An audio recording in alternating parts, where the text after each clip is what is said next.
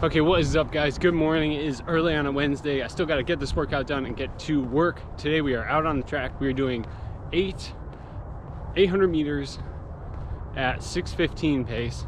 No, slash that. We're doing 800 meters at 6:30 pace with a 200 meter recovery in between times 8. So 8 times 800. Let's get into it. I'll show you some of the footage and we'll see how I do. No. Pretty Caroline, stone cold stunner. She was a winner, started working at the dime. Serves you some reminder to count your blessings, 'cause it's telling fair. Put you down and leave you there, don't make them scared. Yeah, it's the ugly truth. How they coming for you. Yeah. No. Don't you think you're better off where the neighbors don't stay?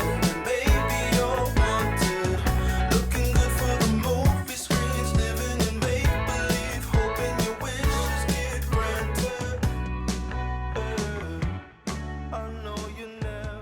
All right guys, we are back in the apartment and we're gonna go over that interval workout. But first, I would like to say that if you enjoy getting some of the marathon training content from this channel, please make sure to like, comment, or subscribe to the channel. Or if it's your first video, look around, watch a couple more videos, and maybe you will become convinced. Okay, so first order of business before we get to the workout is I have an update on the Wilmington Marathon. I was training up to a February 27th full marathon, which has now been pushed back to April 17th. So that is a 7-week edition. It's purely because of safety. Obviously, the race directors have to do what they got to do. So I've got this 7-week push off for the marathon. And I'm on the fence about a couple things. Now, do I try to extend my training block and get some more good, higher mileage training in before that marathon? Or do I stick to the same plan and maybe replace February 27th with my own event? I do have one thing in mind that I've been thinking about for a while. So updates to come on that. However, obviously training will continue. I run no matter what. I ran through 2020 without any races, and we are going to continue on regardless. Okay, so now let's talk about that run we did this morning. I will throw up some of the stats on the screen now. But basically, we were doing 800 repeats real fast.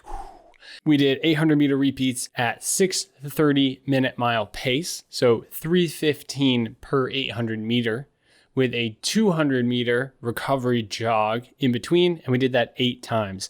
I thought this was a good pace. I was originally kind of basing this on a 10K pace to see how that felt. I've never run a 10K at an average 6:30 minute mile pace. So that was a little bit aggressive in general. But yeah, it was a cooler temp. It was a nice cool morning and everything went really smooth. I felt really good the whole time. And even my last 2 intervals, I was definitely closer to about a 3-minute 800 meters. So just about a 6-minute mile pace to finish. Did this all in the Nike Zoom Fly 3s, probably about 165 miles in those now. Plate feels good. React foam feels good. I think it's going to keep going the miles for me. And it's a fun speed shoe. Granted, it's not super light, but it's still a good shoe for these types of workouts while I'm saving the Endorphin Pros for those big days. So yeah, why do you do these types of workouts? Basically, when you do like higher intensity workouts like intervals, your body gets used to running at faster paces so that slower paces start to become a little bit more comfortable. Your body has to know how to go fast so that when it does come to that marathon pace, for me, marathon pace, goal pace for February 27th was going to be 8:45. That may change now. We will see. So the 6:30 pace felt like a really good push to make that 8:45 marathon pace feel way more comfortable.